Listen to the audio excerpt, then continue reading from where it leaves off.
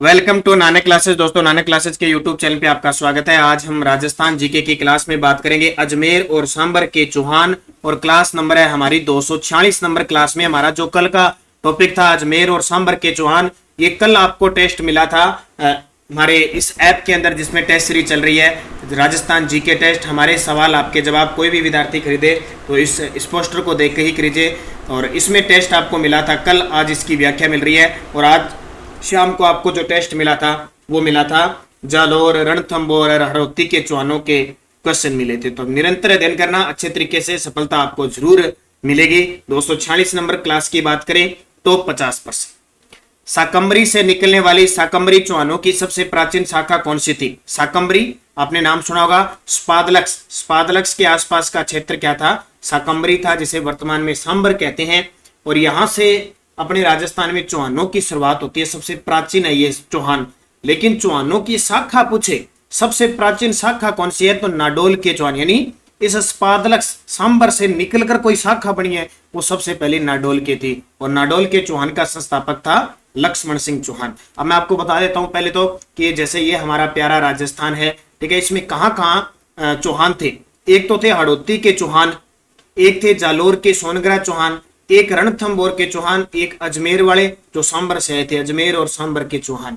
मुख्य रूप से ये चौहान है जो पेपर में आते हैं। ज्यादातर ये सांबर, अजमेर, रणथंभौर और जालोर के चौहानों से क्वेश्चन पूछा जाता है। यहां से तो कोई अपवाद स्वरूप कभी एक आधा प्रश्न होता है, तो उसकी भी चर्चा करेंगे कल के वीडियो में, उसकी चर्चा कर लेंगे।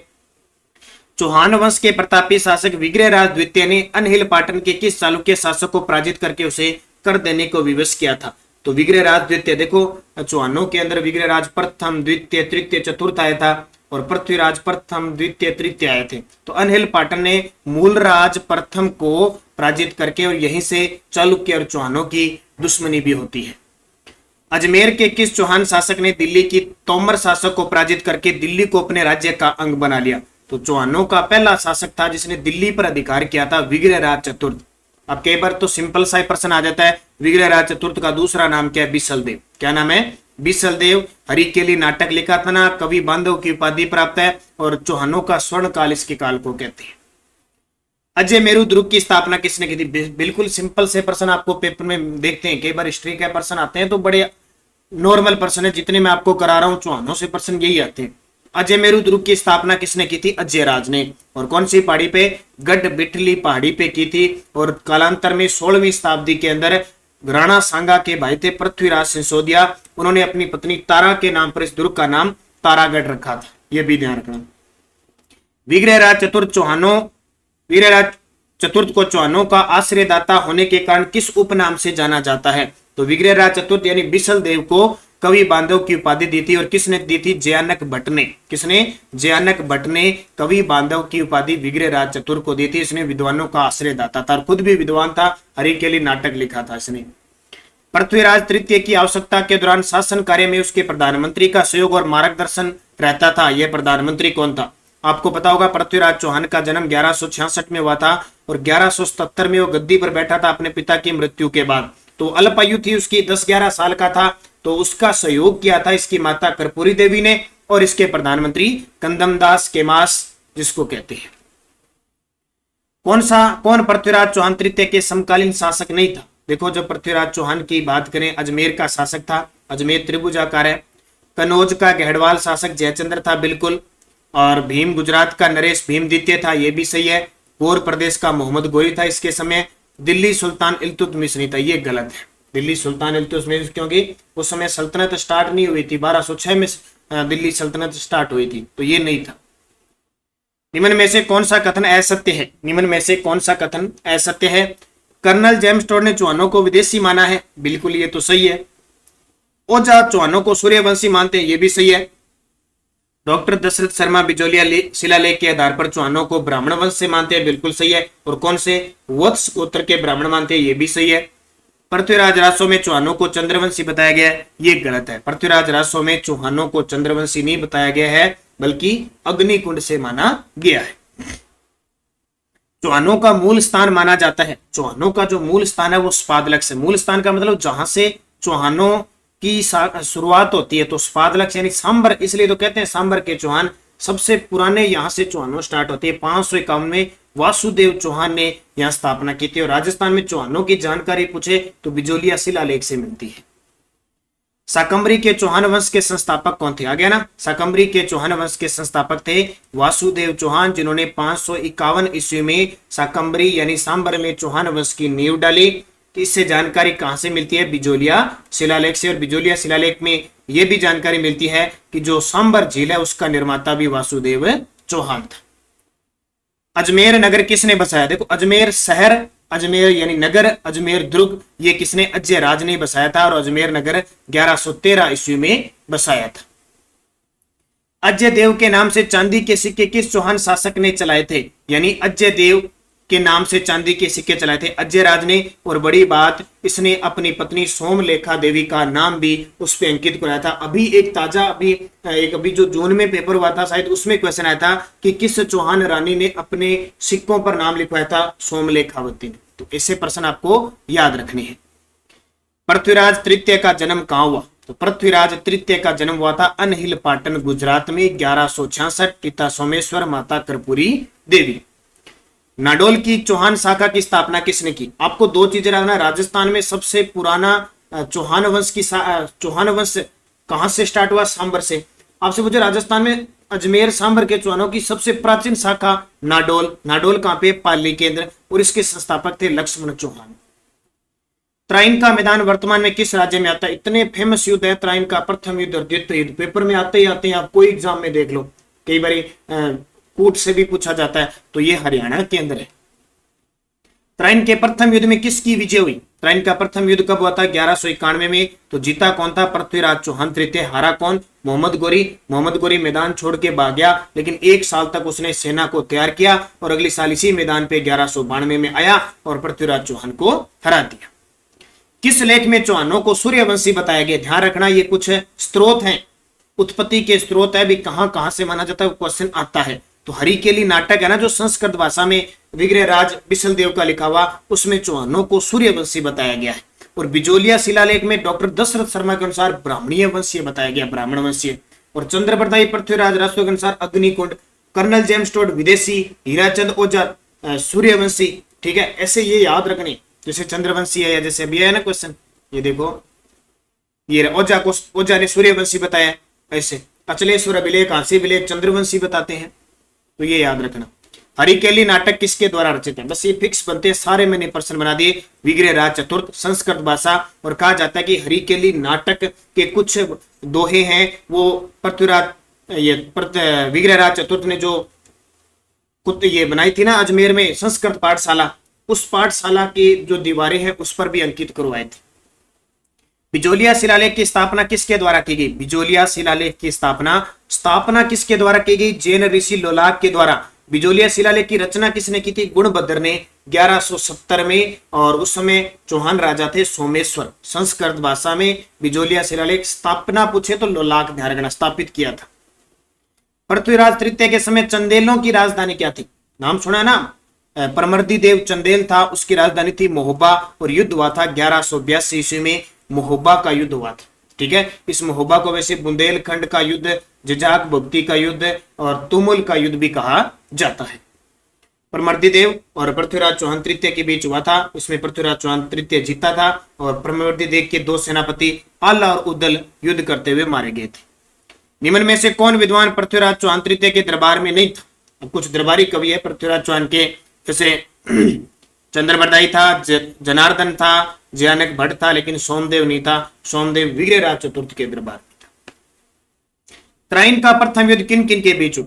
त्राइन का प्रथम युद्ध किन किन के बीच हुआ? तो त्राइन का जो प्रथम युद्ध हुआ था वो चौहानों और तुर्कों के बीच हुआ था। चौहान पृथ्वीराज चौहान तृतीय, तुर्क यानी मोहम्मद गोरी।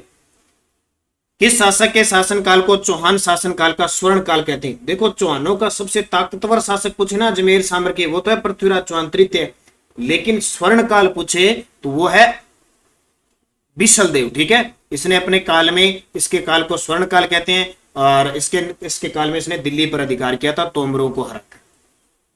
किस अभिलेख में शाकंभरी के चौहान शासकों की उपलब्धियों का वर्णन मिलता है? तो बिजोलिया शिलालेख अभिलेख में शाकंभरी यानी चौहानों की जब भी बात है, कौन सा लेख? बिजोलिया शिलालेख।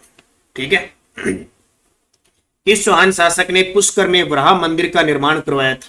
कौन सा शासक था जिसने पुष्कर में वराह मंदिर का निर्माण करवाया? अर्णोराज। कौन सा? ये अर्णोराज बहुत ही इंपॉर्टेंट शासक है। इसने 1137 में आना सागर झील का निर्माण करवाया था, पुष्कर में वराह मंदिर का निर्माण करवाया था। ये शैव धर्म का अनुयायी था। धर्म घोष और देव घोष इसके दरबारी कवि थे, विद्वान थे। इसके अलावा इसकी हत्या इसके पुत्र कुमारपाल ने कर दी थी, जगदेव ने कर दी थी, इसलिए जगदेव को चौहानों का पितृहंता कहते हैं। और आरपीएससी फर्स्ट ग्रेड की टॉपिक वाइज हमारी स्पेशल करंट अफेयर्स ई बुक उपलब्ध है, वीडियो के डिस्क्रिप्शन में भी लिंक है और टेलीग्राम पे भी लिंक है। आप वहां जाके लिंक से पैसे पेमेंट करने के बाद डाउनलोड कर सकते हो। सारे टॉपिक इसमें डाले हुए हैं, हमारी तरफ से पूरे 100% कंटेंट तैयार किया गया है। उम्मीद है सारे क्वेश्चन यहाँ से निकल जाएंगे, तो फर्स्ट ग्रेड वाले विद्यार्थी इसे जरूर लेकर और अपनी तैयारी कीजिए। वैसे यूट्यूब पर हमारी क्लास चल रही है, रीट लेवल, और हमारी बुक बाजार के अंदर उपलब्ध है।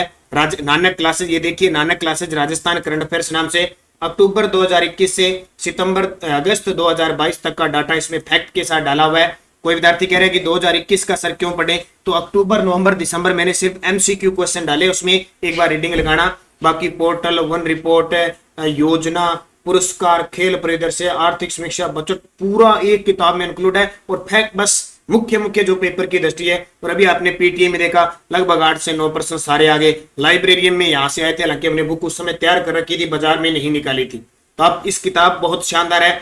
फर्स्ट राजस्थान करंट अफेयर्स की बात करें तो ये बुक पढ़ लेना अगस्त तक, और हो सकता है दीपावली 1 नवंबर के आसपास आपको नई बुक भी मिल जाए। नई बुक एमसीक्यू ऑब्जेक्टिव टाइप मिलेगी। इसके अलावा आप निरंतर अध्ययन करें, अच्छे तरीके से पढ़ते रहें। हमारे नानक क्लासेज ऐप पे जो टेस्ट सीरीज है वो लेते रहे। रीट लेवल फर्स्ट की टेस्ट सीरीज चल रही है साप्ताहिक, ठीक है, और पेपर तक इसकी वैलिडिटी होगी। उसमें जो टेस्ट पीछे चले गए वो भी आपके काम आएंगे।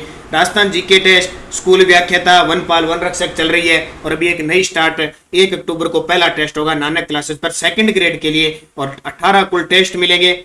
Schedule test 15, full 3 mega test होंगे। और इसका सिलेबस जारी कर दिया गया हमने टेलीग्राम पे भी, और ऐप के अंदर फ्री भी है। इस प्रकोष्ठ पे जाके आप इसको परचेज कर सकते हो, बहुत ही शानदार है। और एक सबसे बड़ी बात बताता हूँ, ऐप से संबंधित जितने भी विद्यार्थी जुड़े हुए हैं, ऐप से संबंधित कोई भी समस्या हो इस नंबर पे व्हाट्सअप करें। आप कोई भी नानक क्लासेज ऐप के ऊपर अगर आप मैसेज करते हो उसका जवाब नहीं आता है, हजारों मैसेज आते हैं, उनका हम जवाब नहीं पाते। इसलिए इस नंबर पे आप व्हाट्सएप करें, आपकी कोई समस्या है, अगले 2 घंटे बाद इसका सोल्यूशन होगा, नहीं तो उस दिन आपका सोल्यूशन हो जाएगा। तो सारे विद्यार्थी बार बार कह रहा हूं कि अगर आपको नानक क्लासेज ऐप से संबंधित कोई भी समस्या है, ये नंबर दे रखे 94 144 23 611, इस नंबर पे आप व्हाट्सएप मैसेज कर दे, सर मेरे ये समस्या है, वहां हल होगी। अब ऐप के अंदर हजारों मैसेज आए हुए हैं, वो थोड़ी पढ़े जा सकते हैं। आपस में चैटिंग के मैसेज है तो हम कैसे पढ़ेंगे उसको? तो ये बात आपको याद रखनी है। कोई भी समस्या इस नंबर पे व्हाट्सएप कर दे, उस दिन आपका सोल्यूशन हो जाएगा पूरे दिन।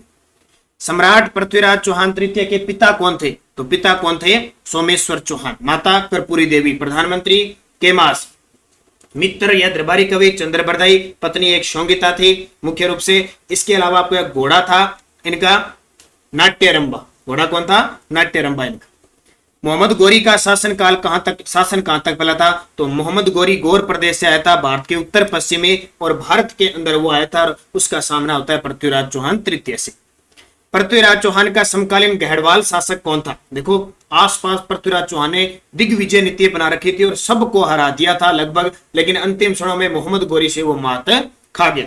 तो गहड़वाल शासक था जयचंद गहड़वाल, कन्नौज का शासक था, ठीक है। और इसी की पुत्री थी शोंगिता, जिससे इसने गंधर्व विवाह किया था। वो स्वयंवर रचा जाता है शोंगिता के साथ। और वो फिर देखिए, पृथ्वीराज की शासन प्रबंधन संभालने के बाद उसका प्रथम सैनिक अभियान किसके विरुद्ध था? देखो 1177 में गद्दी पर बैठा, और इसने शुरू में जैसे भी कोई समस्या आती गई उसको संभालता गया। और सबसे पहले उसने अपने चचेरे भाई नागार्जुन, क्योंकि 11 साल का बच्चा एक बालक गद्दी पर बैठता है, तो आसपास के जितने भी शासक है उनका टारगेट था कि अजमेर पर अधिकार किया जाए।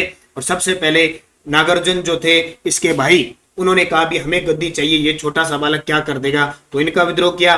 फिर ये जो जातियां थी उनका भी, भंडानक जाति का भी इसने विद्रोह किया। उसके बाद में महोबाकार, ये सारे काम किए। त्राइन के द्वितीय युद्ध में पृथ्वीराज की पराजय का कारण क्या था? सारे जानते हैं, पराजय मोहम्मद गोरी द्वारा युद्ध की संपूर्ण तैयारी थी बिल्कुल 1 साल तक। पृथ्वीराज द्वारा मस्ती में टाइम बताया गया और युद्ध के बाद सैनिक शक्ति को पूर्ण रूप से संगठित नहीं करना, ये सारी भूलें थी। पृथ्वीराज तृतीय किस वर्ष अजमेर के शासक बने? तो कब बने? 1187 में। कब? 1177 में शासक बने। 1182 में महोबा का युद्ध लड़ा। 1192 में त्राइन का द्वितीय युद्ध लड़ा। त्राइन के युद्ध का विस्तृत विवरण किस ग्रंथ में मिलता है? त्राइन का प्रथम युद्ध, द्वितीय युद्ध का विस्तृत विवरण मिलता है पृथ्वीराज रासो। किसने लिखी थी? चंद्रबरदाई ने। ध्यान रखना, ये पूरा ग्रंथ चंद्रबरदाई नहीं लिख पाए थे, इनके पुत्र जलहर ने इसको पूरा किया था। मोहम्मद गोरी ने भारत के किन क्षेत्रों को विकसित करने के बाद यहाँ का प्रशासन किसे सौंपा? जब मोहम्मद गोरी 1192 में जीत जाता है पृथ्वीराज चौहान से, तो मोहम्मद गोरी के द्वारा क्या ये वापिस गजनी चला जाता है और ये क्या करता है? गोर गजनी चला जाता है। फिर ये इसका एक गुलाम होता है कुतुबुद्दीन ऐबक, इसको संभाल के जाता है और यही कुतुबुद्दीन ऐबक 1206 में गुलाम वंश की स्थापना करता है, दिल्ली सल्तनत की शुरुआत करता है। चौहान वंश के संस्थापक वासुदेव की राजधानी कौन सी थी? चौहान वंश का संस्थापक वासुदेव, तो उसने राजधानी कौन सी बनाई थी? सांबर। बहुत बार पेपर में आता है कि चौहानों की अजमेर से पहले राजधानी कौन सी थी? सांबर थी। सांबर से राजधानी लाने वाला कौन था? अजयराज। अजयराज ने जैसे ही अजमेर में 1113 में अजमेर शहर बसाया, अजमेर राजधानी। किस चौहान शासक ने शाकंभरी के स्थान पर अजमेर को राजधानी बनाया? किस चौहान शासक ने शाकंभरी के स्थान पर अजमेर को राजधानी बनाया? तो कौन था? अजयराज। अभी आ गया। गोविंदराज कौन था? ये पृथ्वीराज तृतीय का पुत्र था, इसने रणथंभौर के चौहान वंश की नींव डाली थी। फिर देखिए अजयराज ने अजमेर शहर का बसाया। सारे प्रश्न आगे, ठीक है, मैं एक्स्ट्रा आपको बता रहा हूं। तो अजयराज ने अजमेर शहर बसाया 1113 ईस्वी में और 1137 में अर्णोराज ने अन्ना सागर झील का निर्माण करवाया। निम्नलिखित चौहान शासकों को कालक्रम के अनुसार व्यवस्थित कीजिए और नीचे दिए गए कूटों में सही उत्तर दीजिए। अब कालक्रम बताना, देखो पहले कौन आता है, ये प्रश्न आ चुके हैं पेपर में और आपको आगे मिलेंगे, ये ध्यान रखना। जो मैं 9 बजे की क्लास ले रहा हूं, ये समझ लेना आपके लिए रामबाण औषधि है, सीधे सीधे आपको क्वेश्चन मिलेंगे, पर शर्त है कि आपको कंटिन्यूज क्लास देखनी पड़ेगी। सुबह करंट की क्लास, शाम 9 बजे, और लगातार जुड़े रहो, समर्पित हो जाओ नानक क्लासेस पे। जो क्लास है, मैं कहता हूं आपके जीके का प्रश्न गलत नहीं होगा, लेकिन अध्ययन करना पड़ेगा, मेहनत आपको करनी पड़ेगी, ठीक है। निम्नलिखित चौहान शासकों को कालक्रम के अनुसार व्यवस्थित करना है। देखो कालक्रम, अब यहां प्रश्न में लॉजिक लगाना है कि सबसे लास्ट में कौन आया था? पृथ्वीराज तृतीय आया था, ठीक है। 1177 से लेकर 1192 तक लास्ट में आया था पृथ्वीराज। तो 4 नंबर पकड़ो। अब ये तो कट गया सीधा ही, ठीक है, ऐसे काटा करो। पृथ्वीराज तृतीय का पिता कौन था? सोमेश्वर था। इसका मतलब सोमेश्वर चौहान आया था। तो 4 के बाद 2 आएगा, 4 के बाद 2, यही कट गया और यही कट गया, अपने आप सही हो गया। सबसे लास्ट में आया था पृथ्वीराज तृतीय, उससे पहले आया था इसका पिता सोमेश्वर, सोमेश्वर से पहले आया था पृथ्वीराज द्वितीय। ये पृथ्वीराज द्वितीय आया था, ये अपने भाई अपारगम्य को मारकर गद्दी पर बैठा था। तो पृथ्वीराज द्वितीय, उससे पहले अपारगम्य, और अपारगम्य से पहले विग्रहराज चतुर्थ आया था। कौन है? विग्रहराज चतुर्थ आया था। विग्रहराज चतुर्थ से पहले जगदेव आया था, कुछ दिन काम किया था उसने, 2-3 महीने। जगदेव से पहले आया था अर्णोराज, अर्णोराज से पहले आया था अजयराज, ऐसे याद रखना। तो डी हो गया, ऐसे काट में। चौहान राजवंश के निम्नलिखित शासकों का कालक्रम, ये और याद रखने, दोनों ही पेपर में आए हुए हैं, कॉलेज लेक्चरर है, आरपीएससी के द्वारा पूछे गए हैं, अधीनस्थ बोर्ड के द्वारा। अब यहां कंफ्यूज है। अब देखो, अभी मैंने बता दिया कि विग्रहराज चतुर्थ, देखो अर्णोराज, अजयराज, और अब इसका पता नहीं है कहां है था, आपको नहीं पता है, लेकिन ये आपको पता है कि अजयराज ने 1113 में अजमेर शहर बसाया और अर्णोराज ने 1137 में अन्ना सागर जेल बनाई। इसका मतलब ये दोनों पास पास है। और उसके बाद में इसका कालक्रम आता है लगभग 1153 से लेकर 63-64 तक। आपको फिक्स याद नहीं रखना, आपको क्रम याद रखना, पेपर में ऐसे आते हैं। तो यहां पे सबसे लास्ट में आएगा विग्रहराज चतुर्थ, तो ये फिर कट गया, तो 4 नंबर आ गया, यहां ले लो। विग्रहराज चतुर्थ से पहले आया था अर्णोराज, कौन आया था? अर्णोराज। तो 4-3 का आएगा, ये दोनों ही कट गए, ये उत्तर आ जाएगा। और उससे पहले अजयराज आया था, उससे पहले पृथ्वीराज प्रथम आया था। अर्णोराज के बारे में निम्नलिखित कथनों पर विचार कीजिए। अर्णोराज, देखो अर्णोराज गद्दी पर बैठा था 1133 से लेकर और 1153, ठीक है। कई जगह ये 1133 से 55 भी मिल जाएगा, इसमें तो आपको कंफ्यूज होना ही नहीं है, क्योंकि ऐतिहासिक घटनाएं हैं, कोई चीजें क्लियर नहीं है। अपनी राजकाल के प्रारंभ में अपने एक अजनबी आक्रमण को खदेड़ा था, बिल्कुल गजनवी, मोहम्मद गजनवी ये आए थे, इनके आक्रमण को इसने खदेड़ा था और पूरी खून से धरती लाल हो गई थी, इसलिए इसने गंदगी को साफ करने के लिए 1137 में अन्ना सागर झील का निर्माण करवाया था। वह मालवा के नरवर्मन को पराजित करने में असफल रहा, ये गलत है, ये सफल रहा था, असफल नहीं रहा था। उसने चालुक्य नरेश जय सिंह सिद्धराज की पुत्री से विवाह किया था, बिल्कुल किया था इसने। वह अपने पुत्र के द्वारा मारा गया, बिल्कुल जगदेव ने इसकी हत्या की थी। तो 1, 3 और 4 सही है, 1, 3, 4 ऐसे याद रखना है, प्रश्न आया हुआ है पेपर में ये। पृथ्वीराज चौहान तृतीय का समकालीन चंदेल शासक कौन था? तो मैंने अभी बताया था चंदेल शासक है परमर्दिदेव। महोबा का युद्ध 1182, तुमुल का युद्ध भी कहते हैं, जजाक भुगती का भी कहते हैं, बुंदेलखंड का कहते हैं। आला रुदल इस युद्ध में मारे गए। कौन सा कवि पृथ्वीराज चौहान का मित्र था? तो पता ही है मित्र कौन था, चंद्र बरदाई था, जिसे पृथ्वी भट्ट भी कहते हैं। अभी जो फिल्म आई है ना पृथ्वीराज चौहान, उसके निर्देशक है अपने चंद्र प्रकाश द्विवेदी जी, जिन्हें 2022 का पद्मश्री मिला, सिरोही जिले के हैं। तो उस फिल्म में आपने देखा ना, कई जगह उसको कहते हैं सीधा भट्ट, कई जगह उसको कहते हैं चंद्र, देखा होगा। चंद्र बरदाई, पृथ्वी भट्ट एक ही नाम है। इसका जन्म 1148 में लाहौर में हुआ था। यह पृथ्वीराज चौहान का दरबारी कवि भी था, मित्र भी था, और इसने पृथ्वीराज रासो ग्रंथ लिखा था। और ऐतिहासिक घटना यह कहती है, ये अपने ग्रंथ में कहा जाता है इसके ग्रंथ में कि अपने पृथ्वीराज चौहान इसको जब अंधा करवा के मोहम्मद गोरी गजनी ले गया, तो उसका बदला लेने के लिए कहते हैं कि चंद्र बरदाई गया और वहां जाके उसने शब्द भेदी बाण में निपुण था, वहां इसने शब्द भेदी बाण से गोरी को मरवाया था। और एक बात कही थी, आपको पता है कि 4 बांस 24 गज अंगुल अष्ट प्रमाणता ऊपर सुल्तान मत चुके चौहान, ये बात चंद्र बरदाई की है, इसको भी ध्यान रखें। पृथ्वीराज तृतीय व मोहम्मद गोरी के मध्य कितने युद्ध लड़ गए? ये प्रश्न आ रहा है, देखो पेपर में सबको बताया। त्राइन का प्रथम युद्ध और द्वितीय युद्ध, 2 युद्ध लड़े गए थे। संत सूफी संत ख्वाजा मोइनुद्दीन चिश्ती ने किसके शासनकाल में राजस्थान का भ्रमण किया था? उस समय अजमेर के चौहान शासक थे पृथ्वीराज तृतीय। 1192 में कहते हैं कि मोहम्मद गोरी के साथ मोहम्मद ख्वाजा मोइनुद्दीन चिश्ती अपने भारत के अंदर अजमेर में आए थे, कर्म भूमि बनाई, यही इनका इंतकाल हुआ था। ख्वाजा मोइनुद्दीन चिश्ती और भारत में चिश्ती संप्रदाय की शुरुआत की। किस शासक द्वारा बनाए गए संस्कृत महाविद्यालय को कुतुबुद्दीन ऐबक ने 2.5 दिन के झोंपड़े में बदल दिया? तो किसने? विग्रहराज चतुर्थ ने बनाया था। संस्कृत पाठशाला बनाई थी जिसका नाम था सरस्वती कंठाभरण, और कुतुबुद्दीन ऐबक ने इसको 2.5 दिन का झोंपड़ा क्यों कहते हैं? कहते हैं, कोई कहता है कि 2.5 माह में बना था, सूफी संत कहते हैं, ये कहते हैं। इसके अलावा कहते हैं कि यहाँ पे वर्तमान में पंजाब शाखा 2.5 दिन का उर्स लगता है, तो ये अजमेर में। और राजस्थान की प्रथम मस्जिद इसे कहा जाता है, जो 2.5 दिन का झोंपड़ा बनाया था, 16 खंभों पर है, और इसका डिजाइन करता अबू बकर। कौन सा कथन असत्य है? देखो, स्पादलक्ष चौहानों का मूल स्थान माना जाता है, बिल्कुल सही है। विग्रहराज चतुर्थ ने तारागढ़ दुर्ग का निर्माण कराया, गलत है। तारागढ़ दुर्ग का निर्माण, यानी पहले अजमेरू दुर्ग था, अजमेर दुर्ग, उसका निर्माण अजय राज ने, उसके बाद में तारागढ़ का पृथ्वीराज सिंसोदिया ने। अक्षत्रपुर चौहानों की प्राचीनतम राजधानी थी, बिल्कुल स्पादलक्ष, और स्पादलक्ष की राजधानी क्या थी? अक्षत्रपुर, जिसे वर्तमान में नागौर कहते हैं। पृथ्वीराज तृतीय अजमेर के चौहानों का अंतिम शासक था, बिल्कुल सही है, तो यह असत्य हो गया। किस चौहान शासक ने अजमेर को सबसे पहले अपनी राजधानी बनाई थी? तो सबसे पहले अजमेर को बनाई थी अजय राज, और सांबर को बनाई थी वासुदेव। चौहान राजवंश का संस्थापक कहलाता है वासुदेव, बताने की जरूरत नहीं है आपको। और अजमेर नगर की स्थापना के पहले अजमेर के चौहानों की राजधानी कौन सी थी? सांबर। ये प्रश्न सारे पेपर में आए हुए हैं, ठीक है। कल वैसे टेस्ट में आज शाम को तो दे दिया आपको सभी विद्यार्थियों को टेस्ट, जीके टेस्ट में। वहां एक क्लास थोड़ी पीछे चल रही है अपनी, इसकी पूरी कर देंगे। जालोर, रणथंभौर, हड़ौती के चौहानों का, और अपने यहाँ क्लास आती रहेगी। आप टेलीग्राम सारे विद्यार्थी ज्वाइन करें भी। टेलीग्राम पे मैं सूचना देता हूँ कि आज का टॉपिक है, तो सारे विद्यार्थी Nanak classes Rajasthan current affairs नाम से टेलीग्राम वीडियो के डिस्क्रिप्शन में वहां से जरूर करें। और फिर बता रहा हूँ, नानक क्लासेज ऐप से जितने विद्यार्थी जुड़े, कोई भी समस्या होती है 94 144 23 611 इस नंबर पे व्हाट्सएप करके मैसेज लिखोगे। टाइम होगा 10 बजे से शाम 4 बजे। अब ऐसे नहीं कि आप रात को 11 बजे इस पे व्हाट्सएप कर रहे हो, रात को 10 बजे कॉल कर रहे हो, सुबह उठते ही चाय नहीं पीते पहले 6 बजे कॉल कर रहे होते हो।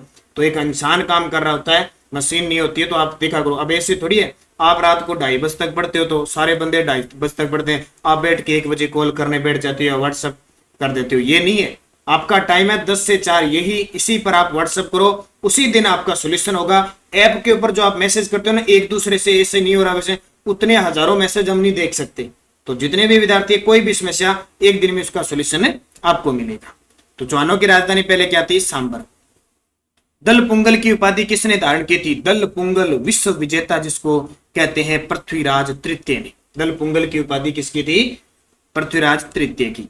और सोमदेव किसके दरबार की शोभा बढ़ाता था? जिसने ललित विग्रहराज नामक ग्रंथ की लिखा थी। बड़ा ही शानदार प्रश्न है, आता ही आया। एक बिसल देव रासो नरपति नाला ने लिखी थी, और ये विग्रहराज चतुर्थ। पृथ्वीराज चौहान तृतीय की मां का नाम क्या? कर्पूरी देवी, जो इसकी संरक्षिका थी।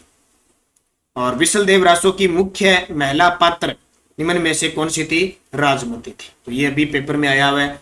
ये थे 52 अजमेर और सांबर के 50 मैंने 52 प्रश्न दे दिए। इससे बाहर आपका प्रश्न जाता नहीं है। कई बार शासकों के नाम याद रखना, मैं दोबारा चलते चलते बोल देता हूं। जैसे वासुदेव, पृथ्वीराज जितने भी हैं, विग्रहराज जितने भी हैं, इसके अलावा सोमेश्वर, अपारगम्य, अज्यराज, अर्णोराज, वागपति राज, चामुंडराय, गुवक, ये सारे शासक इसके। कई बार पेपर में इतना ही आ जाता है निम्न में से कौन सा शासक किस वंश का है, तो इसको भी याद रखना। तो धन्यवाद, लगातार निरंतर अध्ययन करते रहे। जय हिंद, जय भारत।